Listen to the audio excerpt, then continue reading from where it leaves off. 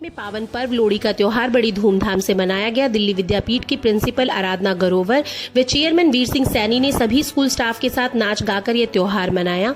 वहीं कोरोना को देखते हुए प्रिंसिपल आराधना ग्रोवर ने स्कूल में पढ़ने वाले बच्चों के अभिभावकों से अपील की है कि कोरोना की दोनों डोज अवश्य लगाएं। आपकी सुरक्षा ही आपके परिवार की सुरक्षा है। वहीं बच्चों के भविष्य को लेकर भी प्रिंसिपल आराधना ग्रोवर ने गहरी चिंता प्रकट की है।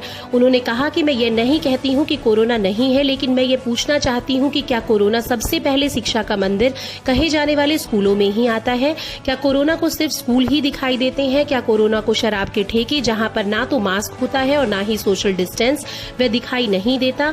क्या कोरोना को मार्केट के अंदर भीड़ दिखाई नहीं देती? क्या कोरोना को बस और ऑटो रिक्शा दिखाई नहीं देती जिनमें यात्रियों की भारी भरकम भीड़ होती है और किसी प्रकार सोशल डिस्टेंस नहीं होता? कोरोना को सिर्फ स्कूल दिखाई देते हैं जहां पर बच्चों को सोशल डिस्टेंस का मास्क का इस्तेमाल कराया जाता है।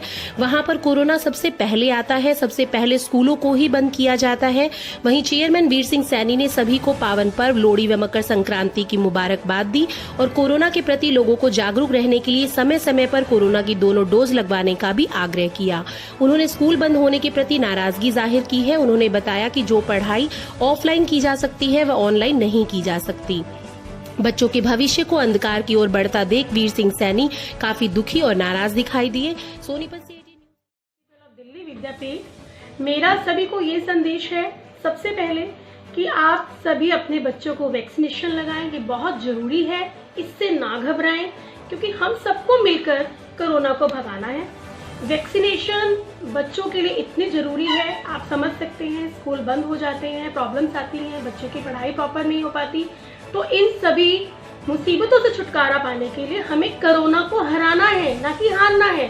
तो हम सभी को वैक्सीनेशन लगवाना चाहिए और बच्चों को भी लगवाएं और अपना ये साल बहुत खुशियों के साथ मनाएं।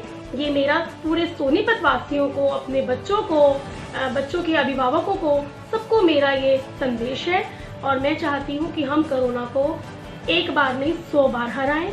और मेरी तरफ से, चेयरमैन सर की तरफ से, पूरे स्टाफ की तरफ से, पूरे दिल्ली विद्यापीठ परिवार की तरफ से आप सबको लोहड़ी एंड मकर संक्रांति की बहुत बहुत शुभकामनाएं। घर पे ही क्यों कोरोना आता है? समझ में नहीं आ रहा ये क्या नीतियां हैं जिससे सरकार और सभी लोग ये नहीं समझ पा रहे कि हमारा कल का भविष्य हमारे बच्चे हैं और कहीं ना कहीं हम अपने बच्चों के भविष्य को खुद ही बिगाड़ रहे हैं।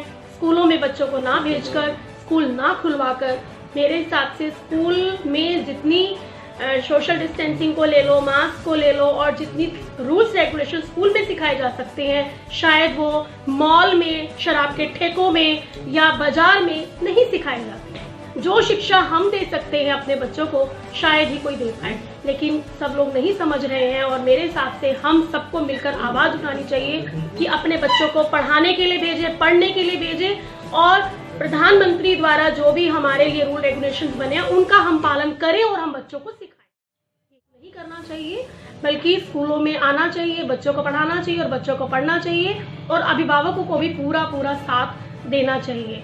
अभिभावक बच्चों को लेके मार्केट लेकर जा रहे हैं, मॉल लेकर जा रहे हैं, हर जगह लेकर जा रहे हैं, वहाँ कोरोना नहीं आता।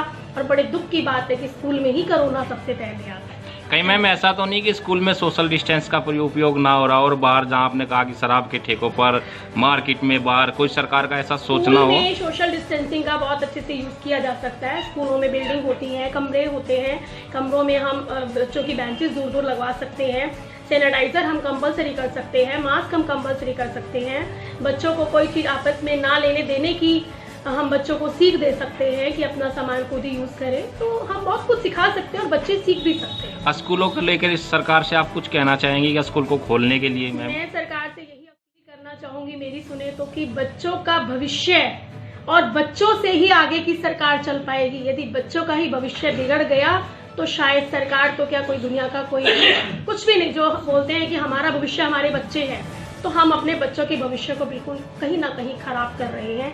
सरकार से मेरी यही अपील है कि बच्चों की तरफ ध्यान दिया जाए। ऑनलाइन पढ़ाई हो रही है लेकिन वो चीज़ नहीं है जो ऑफलाइन, जो हम बच्चों को सिखा सकते हैं। इन पर्वों की बड़ी हार्दिक शुभकामनाएं देता हूँ ताकि लोहड़ी भी और मकर संक्रांति भी खूब हर्षोल्लास से मनाएं, ताकि जो हमारे पुराने फेस्टिवल थे, त्यौहार थे, कोरोना की वजह से थोड़ा सा इनमें रुकावट आ गई है और मैं कहता हूँ कि सभी से मैं अपील करता हूँ कि सभी कोरोना की पूरी डोज लगवाएं।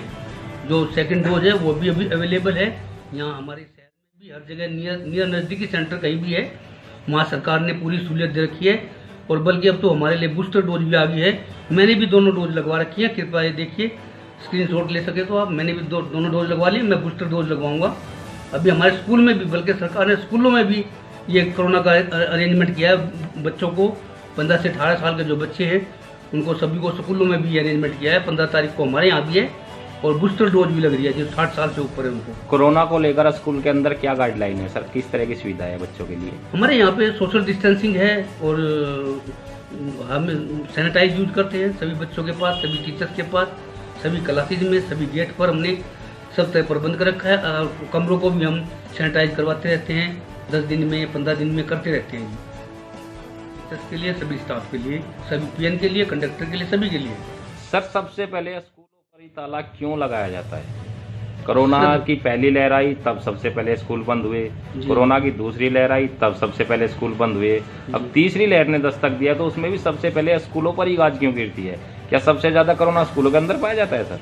सर मैंने जो देखा है, जो नोट किया है, अभी मैं देख रहा था एक दिन वीडियो उधर राजस्थान की थी, गहलोत साहब ये कह रहे थे कि सबसे पहले स्कूलों में करो, क्योंकि वहीं से थोड़ा सा लोगों को एक इस तरह का डर पैदा करो, तभी हम कुछ जो है ना इसको चालू कर पाएंगे। कहीं ऐसा तो नहीं कि सर स्कूल में बच्चे पढ़ने लिखने के बाद ये समझ जाए कि कोरोना क्या है और वो फिर उसको मानने से इनकार कर दे, इसलिए सबसे पहले स्कूल बंद होते हैं? हाँ बिल्कुल बिल्कुल, स्कूलों क्योंकि नेता की जो रैलियां हो रही हैं, 5 राज्यों में चुनाव है, वहाँ पर कोरोना नहीं है। नहीं है जी। प्रधानमंत्री जी जो फिरोजपुर में रैली होनी थी वहाँ पर कोरोना नहीं था, जी। वो दौरा रद्द कर दिया गया, लेकिन स्कूलों में सबसे पहले कोरोना है सर। बस स्कूलों पे इनका जो है प्रेशर हो जाता है जी, स्कूल वाले इनके प्रेशर में क्या करें, इनकी मजबूरी है स्कूल वालों की। और जैसा कि आपने अभी देखा कि हमारे साथ में दिल्ली विद्यापीठ चेयरमैन वीर सिंह सैनी जी थे, जिन्होंने बताया। अब सवाल ये है कि सबसे पहले स्कूलों पर ही ताला क्यों? क्या सबसे ज़्यादा कोरोना स्कूलों के अंदर पाया जाता है? क्या किसी नेता या विधायक की रैली में कोरोना नहीं मिलता? मार्केटों के अंदर कोरोना नहीं मिलता? और यहाँ तक जहाँ युवाओं को नशे की ओर जो पीढ़ियों को ले जा रहे हैं, शराब के ठेकों पर भी कोई कोरोना नहीं मिलता। कोरोना पाया जाता है तो सबसे पहले स्कूलों के अंदर पाया जाता है। कहीं ऐसा तो नहीं कि बच्चे पढ़ लिख कर ये जान ले कि कोरोना क्या है और इसको मानने से इनकार कर दे, इसलिए सबसे पहले स्कूलों को बंद किया जाता है?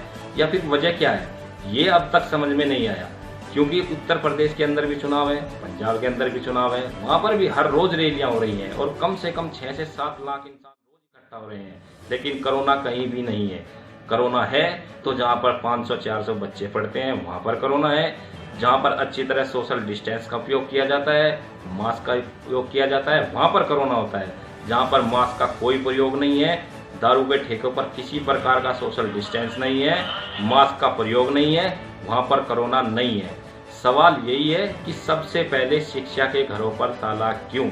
और इस सवाल का जवाब लेने के लिए आज हम वीर सिंह सैनी जी के पास में थे। इन्होंने भी बताया कि सरकार की ओर कहीं नहीं चलती, सबसे पहले इनकी स्कूलों पर चलती है। ये स्कूलों पर प्रेशर बना रहे हैं, उनको बंद कराया जा रहा है, अपनी रैलियों को बंद नहीं करा रहे हैं, बच्चों के भविष्य के साथ खिलवाड़ किया जा रहा है।